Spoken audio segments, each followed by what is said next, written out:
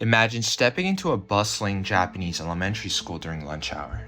The clattering of dishes, the chatter of children, and the careful movements of students in aprons and white caps serving food to their classmates. This is not just an ordinary school lunch. This is Kyushoku, a unique cultural practice that goes far beyond simply feeding students in Japan. Kyushoku, the Japanese school lunch program, is much more than just a meal. It's a carefully orchestrated routine that embodies key elements of Japanese culture, such as community, responsibility, nutrition, and respect. Unlike typical lunch programs around the world, Kyushoku is a holistic experience that blends education, social values, and national pride into one unified practice. But why should we as a global audience care about a school lunch program from Japan? The answer lies in the concept of soft power, the ability of a country to influence others through cultural appeal rather than coercion. In a world where nations compete not just for economic or military dominance but for cultural influence, Kyushoku has emerged as a subtle yet powerful tool that shapes how Japan is perceived worldwide. In this video, we will delve into how Kyushoku operates as a form of soft power. We'll explore its historical roots, its role within Japanese society, and most importantly, how this seemingly simple practice has quietly shaped global perceptions of Japan. Through this lens, we'll see how something as fundamental as a school lunch can carry profound cultural and diplomatic significance.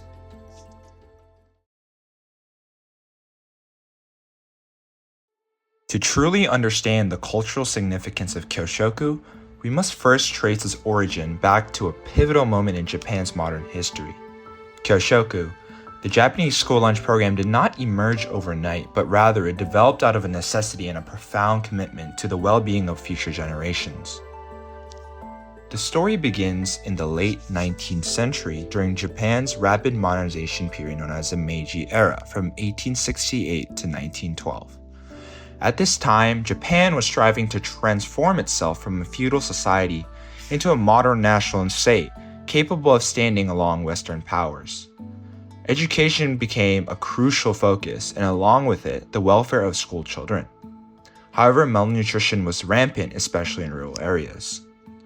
The first school lunches, or Kyushoku, were introduced in 1889 in the city of Yamagata. Local Buddhist monks, concerned with the children's poor health and lack of access to proper meals, prepared simple lunches of rice balls, grilled fish, and pickles. This humble beginning set the stage for what would become an integral part of Japan's educational system. Fast forward to the post-World War II era, and Japan faced a different but equally dire crisis: widespread food scarcity and economic hardship. The war had devastated much of the country, leaving families struggling to feed children, and in response, the Japanese government formalized a school lunch program in 1947, aided by the international organizations like UNICEF and the United States, which provided powdered milk and other supplies. This period marked a critical turning point as Kyushoku evolved from a local ad hoc practice into a structured national-wide policy. The government recognized that feeding children nutritious meals at school could combat hunger while also promoting education and social cohesion. And by the 1960s, as Japan's economy began to soar, Kyushoku was standardized and improved to reflect the nation's growing prosperity. Schools started incorporating rice, miso soup, fish, vegetables, and dairy into daily meals, which emphasized both a balanced nutrition and the promotion of Japanese culinary traditions.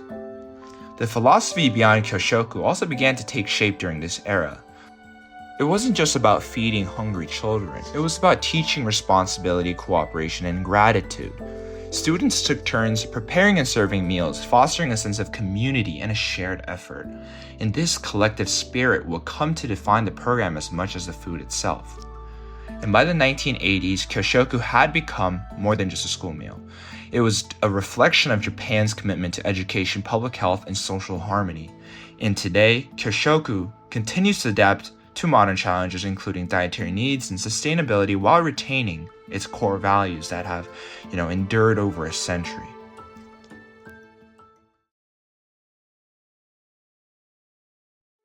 When we think of soft power, we often consider cultural exports, like anime, fashion, and technology. But Japan's most subtle yet profound cultural influences is found not in pop culture or cutting-edge innovation, but in the everyday practice of school lunches, Kyushoku. At first glance, it might seem surprising to consider Kyushoku as a form of soft power. After all, how could a school meal influence global perceptions of a nation? Yet Kyushoku embodies many of the values that Japan aims to project internationally, which includes community spirit, respect for tradition, nutritional awareness, and collective responsibility. The concept of soft power, coined by political scientist Joseph Nye, refers to a country's ability to shape global preferences and influence other nations through cultural appeal rather than coercion or military force. And in this context, Kyushoku becomes an unexpected but effective ambassador of Japanese culture. Through media coverages, documentaries, and cultural exchange programs, the world has taken notice of the structured and thoughtful approach to school meals in Japan. News stories often highlight how students serve each other, express gratitude before and after eating, and participate in cleaning up, elements that illustrate a sense of community and discipline. These stories help shape a global image of Japan as a nation where education and social harmony are prioritized, fostering admiration and even imitation in other countries. Moreover, Kyushoku's emphasis on locally sourced ingredients and balanced nutrition aligns with global trends, advocating for healthier and more sustainable food practices. Countries looking to reform their own school meal systems often turn to Japan for inspiration, seeing Kyushoku not just as a model for nutrition, but as a model for holistic education that fosters life skills and civic responsibility. Japan's willingness to share this model internationally also enhances its cultural diplomacy. Educational tours and teachers exchange programs often include visits to Japanese school where foreign educators can witness Kyushoku in action. Some countries like South Korea and Finland have even introduced similar practices after studying Japan's approach.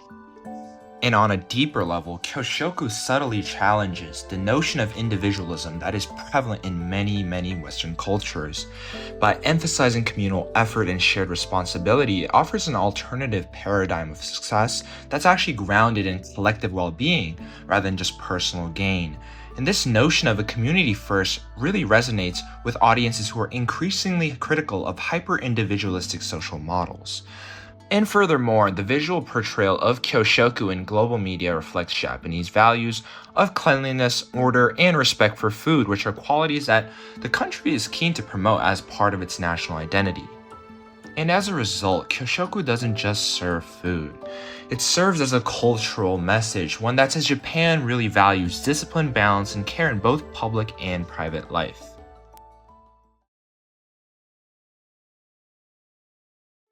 The reason why I chose to talk about Kyushoku is because I have a personal experience that really resonated with me.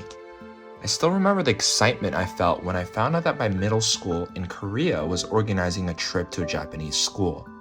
As a student at an international school, I was used to meeting people from different cultures, but this trip really felt special. It wasn't just about visiting a new country, it was about seeing how students in Japan lived and learned every day. When we arrived at the Japanese school, I was really struck by how orderly everything seemed. Students greeted us with polite bows and warm smiles, and even the classrooms had a sense of calm and purpose. But the real highlight of the day was yet to come: lunchtime. I had heard about Japanese school lunches before, but experiencing it firsthand was something entirely different. As lunchtime approached, I noticed that students didn't just line up to get their meals like we did back in Korea.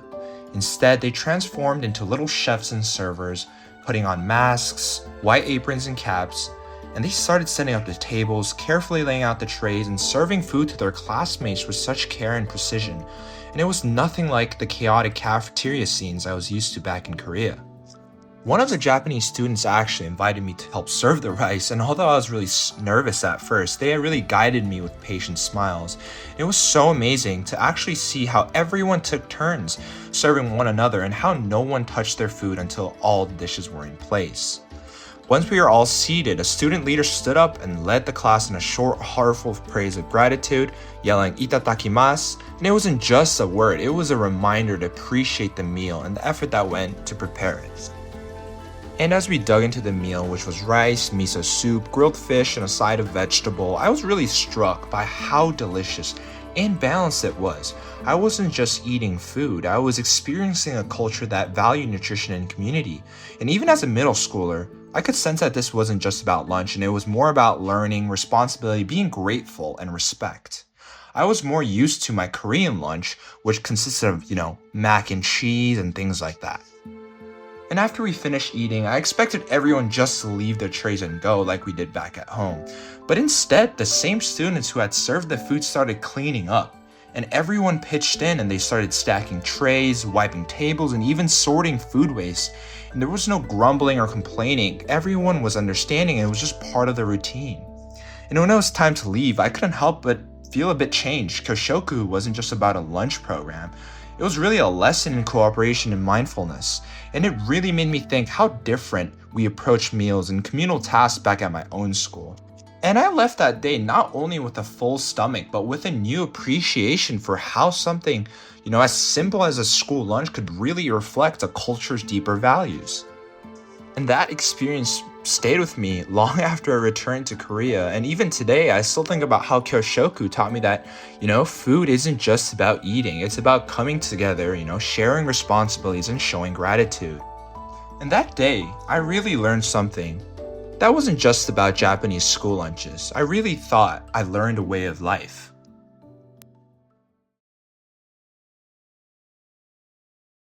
The concept of providing meals to students during school hours is not just unique to Japan. In fact, many countries around the world have established school lunch programs, each shaped by its own social, cultural, and nutritional priorities.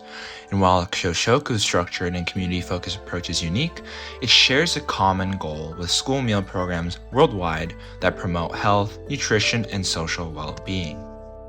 So let's take a closer look at some countries that, like Japan, place a strong emphasis on school lunch programs. So let's take a look at South Korea first, which is where I was born in, grew up in, and went to middle school in. And South Korea is much like Japan because it has developed a comprehensive school lunch program that really prioritizes balanced nutrition. A typical South Korean school meal includes rice, soup, kimchi, and a variety of side dishes, and often features vegetables and proteins. But one key difference, however, is the strong presence of fermented food like kimchi, which really reflects Korea's own culinary traditions. So by promoting local ingredients and a balance of flavors, South Korean school lunches really mirrors Kyushoku's focus on health and community, but maintains a distinct Korean identity. The emphasis on fermented foods not only supports local agriculture, but also teaches students about cultural heritage and importance of nutrition. Another example is France, where school lunches are renowned for their focus on fresh, high-quality ingredients. French schools often serve a multi-course meal starting with a salad or vegetable appetizer, followed by a main dish which includes a protein and a vegetable side, ending with, a dessert or cheese. And unlike Kyushoku, where meals are often eaten in classrooms as part of structured routine, French school meals are served in dedicated dining halls, emphasizing a more leisurely and social dining experience. And the French approach aligns with their cultural values of appreciating good food. Just as Kyushoku teaches responsibility and gratitude, French school lunches instill a sense of culinary appreciation and etiquette. And while the structures differ from one another, both systems use food as a medium to educate and build community. And a third example is India. India's midday meal scheme is one of the largest school lunch programs globally, and it feeds over 120 million children daily. This program primarily targets nutritional deficiencies among students from low-income families and offers meals like rice, lentils, and vegetables. Unlike Kyushoku, where every meal is carefully planned to provide balanced nutrition and aesthetic appeal, India's focus is primarily on combating hunger and malnutrition. Both the systems, however, share a common goal, which is improving educational outcomes through nutrition. For many Indian children, the school meal is often their most substantial and nutritious meal of the day, mirroring Kyushoku's role in promoting student well-being and attentiveness. And what sets Kyushoku apart from these other programs in other regions is its holistic integration into the school day. While other countries primarily focus on nutrition or food security, Kyushoku seemingly combines, nutrition, education, and community engagement together. So it fosters a sense of collective responsibility where students actively participate in the process, preparing, serving, eating, and cleaning up together. So the influence of Kyushoku on global school lunch practices lies not only in its nutritional value, but in its philosophy of communal responsibility. While each country adapts its school lunch programs based on local needs and cultural context, Kyushoku offers a powerful example of how food can be a medium for social learning. And as more countries recognize the importance of educating through meals, Kyushoku's principles continue to inspire schools worldwide that in proving that it's a simple shared meal can be such a profound cultural statement.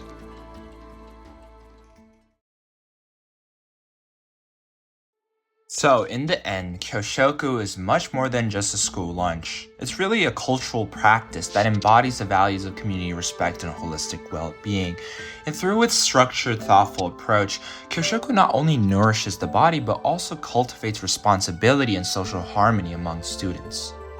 And as we've seen, the global influence of Kyoshoku extends far beyond Japan's border, inspiring schools around the world to rethink how they approach nutrition and education.